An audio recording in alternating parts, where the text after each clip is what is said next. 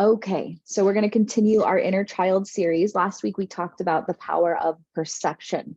This week, I want you to breathe in deep with me, get yourself here, get yourself centered. We're going to start talking about cycle breaking and why it can be so hard and an easy way to start going back to move through it.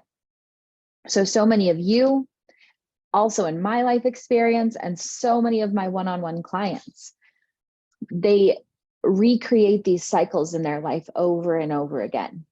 They recreate the same cycles of failed relationships in one form or another, of different ways of emotional or physical or mental abuse in their lives, abandonment, unhealthy coping mechanisms, the amount of money in their bank account. Everyone that I've ever worked with has some sort of cycle in their life they're trying to break, right? That's why people want to get help. That's why they want to heal, because there's a pattern that keeps repeating and they want so badly to move through it and they just keep staying stuck. And this is what happens every time, okay? And this is why this work is so important. We're here living our best life. Here I am, Nikayla, 33-year-old adult, okay? My perception, my experience, my understanding is what creates that desire for something different. But I can't dismiss the inner child inside of me and what she knows and what she understands. For example, I, for the longest time, kept creating relationships with emotionally unavailable people. I would desire love, become love, do all of the things, but I couldn't attract a partner that was open to receive my love or that could give that love back. I had all the knowledge. I read every book. I had a relationship coach, a therapist, a healer, all of the things. Why? And it's really where I got started on this whole inner child journey, was all of these dark nights of the souls of not understanding. And every single time my higher self brought me back to my inner child. Because inner child Nikayla knew that her parents loved her so much. That's what love was what her parents were giving to her, and her parents were emotionally unavailable. So adult Nikayla is desiring love, wanting love, attracting love. And every time it shows up as that unemotionally available parent, because that's how my inner child feels love. And when we have an inner child that's wounded inside of us, he, she, or they run the show, because those emotions are chaotic and scared and in survival mode. So meanwhile, you're up here living your best life, doing the work, right? Really starting to understand these things, but until we reparent them to a place of embodiment, we can't make that change. And so slowly but surely, I went inside and I started talking to my inner child about healthy love. It was hard because I didn't have a model of it. Even the relationship coaches I knew behind the scenes, they were falling apart. So I had to go inward and I had to discover what healthy love felt like for me. I had to start looking for evidence and experiences. For me, I didn't know what it looked like to have a man want to show up for you in certain ways without expecting something in return. I didn't know how to be loved for all of myself. I didn't know what that looked like. I didn't even fathom that. And I had to go and I had to teach her and I had to show her evidence of this in the world.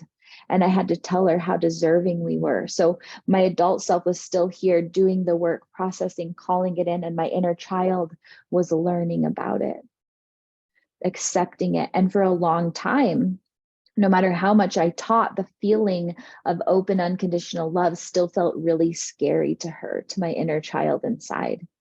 It still felt very scary. And so she would close off because it was unknown, because she knew very well how to navigate love from an unemotionally available parent and person. She had done it her whole life, but she didn't know how to navigate a love built on openness and trust and acceptance. And so it was through this division that I had to reunite, reparenting my inner child, still over here doing the things that I do as adult me. And then I integrated it, and it became my higher self's ideal of love. It was no longer Nikayla wishing and inner child rebelling. It was both in harmony. It's the exact same thing with the amount of money in your bank account, with the different relationships showing up in your life, different patterns of abandonment or exposure to things that don't feel good. The adult you knows what it wants, even knows how to create it, but the inner child doesn't know how to receive it or even live in that kind of vibration. And so it's about catching them up with you, integrating them both together, and then moving forward from that place of harmony. And that's not the end of healing, of course. That just means another layer, another pattern to look at. And we continue to move through this cycle as life shows us through experience the parts of ourselves that want something different, the parts of ourselves that open and welcome certain sensations and close off to others. It's through this questioning and understanding that we have this part of ourselves down here that needs to know and learn and embody all of the things this part of ourselves over here has gained knowledge of. I see so many people just wreak havoc in their life because they step into this healing journey, and they're very intelligent and they know how to open up to different thoughts and different experiences and different ways of being. And as they do that, they create an attachment to it. They create an attachment to it from this current experience, but they leave their inner child behind. We don't have to go back and re-look at the past or re-experience our trauma. We don't have to do any of that. What we have to do is stand in our power and be the parent that we always deserved. Even if you had the best parents in the world, if there's a disconnection in your current life, it just means that you're living by one of their definitions or ideals. We're all here, divine cosmic beings, here to live a different life experience. It's part of the reason that it's so hard. Like, parents are always trying to make their child into something instead of give them the freedom to be who they want to be. And I've seen this come for full circle in my life. You know, for a long time, I doubted the way that I parented my kids because it was so against the norm. What I do with my kids is I give them guidance and consistency. I always let them know I'm coming from my perspective and my experience and that I'm not always right. I let them know that their body tells them what feels good and what feels expansive and what doesn't feel good. I always ask them to question themselves, the things other people are telling them and the way it reacts in their body, and to come to their own conclusion if it's their truth. I don't tell them they can't curse. I don't tell them what they eat, but what I do is I offer them guidance and teachings on these different steps. I do offer them really healthy, unprocessed food.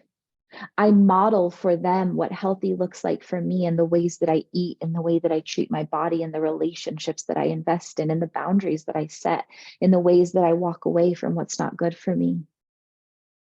I talk openly when they have questions. I don't shame them or judge them for any idea or any action, always reminding them that who they are is good and perfect. And sometimes their behavior doesn't align with who they are. And that's up to them to decide, not to me. And I've watched these two beautiful children grow into these teens. And just last night, as we were sitting down at our love celebration, talking about life, both of them came to me with these beautiful experiences that I had nothing to do with. Experiences and desires that made my entire heart swell because I could see the people they were becoming. And they weren't becoming it for me. And they weren't becoming it for the world. They were becoming it for themselves. These two beautiful kids are creating magnificent things. They have these ideas that I never would have dreamed about when I was their age, these ways to create more love and peace in the world and for themselves. And they did it on their own because they were unattached from all the labels. Because I wasn't trying to mold them into another version of me or another version of what I thought success looked like. Our generation didn't have that luxury.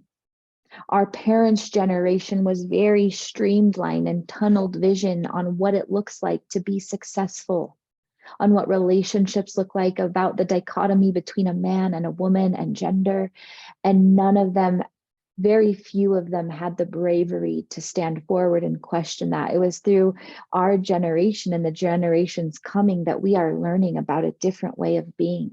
I'm not training my kids to be a part of this world. I'm training my kids to be a part of the one they want to create. It's freedom and sovereignty and empowerment. And that's what we have to do with our own inner child. Come back to him, her, or them, without the judgment or the labels or the expectations of success, and to simply say, what does love look like to you and why? And here's some insight that I have about healthy love, things I've learned from my experience on this earth. How does that feel to you and why? And I can see that every time that you experience what you call love, you think there's going to be pain. Can you tell me why? And I totally validate and understand that. And here's a new way of looking at love. How does that make you feel? And tell me why. And it's through this patience and this understanding and this compassion and this ongoing conversation with our inner child that we slowly move through a different cycle and into a new definition for our life and our love and our health and our success. And it's a commitment to self. It's a commitment to never abandon yourself. It's a commitment to that inner child. And it's the way that we change our world, our reality, and the generations that come after us.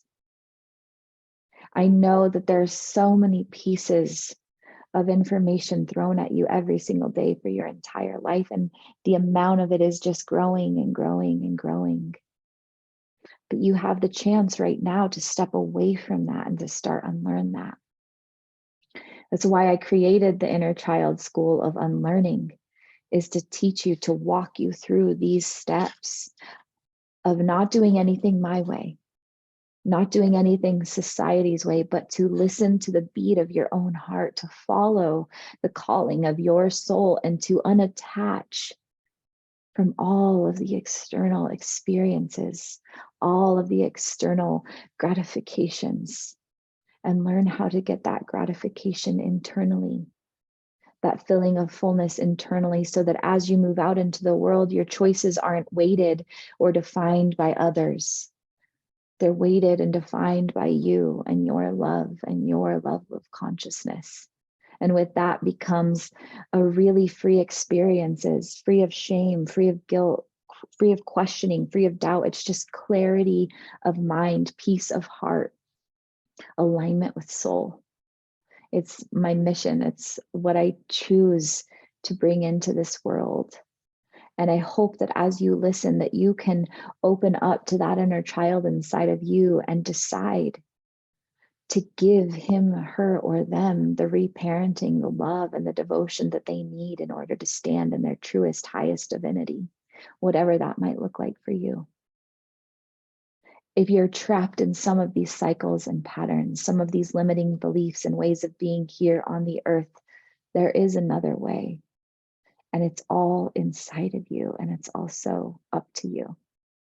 I'm right here to offer support. There's so many ways to work with me, whether it's the School of Unlearning and our online community, Dragon's Lair, my free inner child experience, the inner child oracle cards, the inner child workshop. I have a level of you to be able to invest wherever you're at, from no cost at all to higher costs as you move through the levels. And it's all there for you to choose. But you have to make that commitment to go back and reparent the parts of yourself that aren't feeling fulfilled by the life they're currently living. I love you guys. I'm so grateful that you were able to open and receive this message today. Take a big, deep breath with me, in through your nose, out through your mouth. And remember to continuously breathe deep and plan on miracles. You're worthy. Love you guys. Talk soon.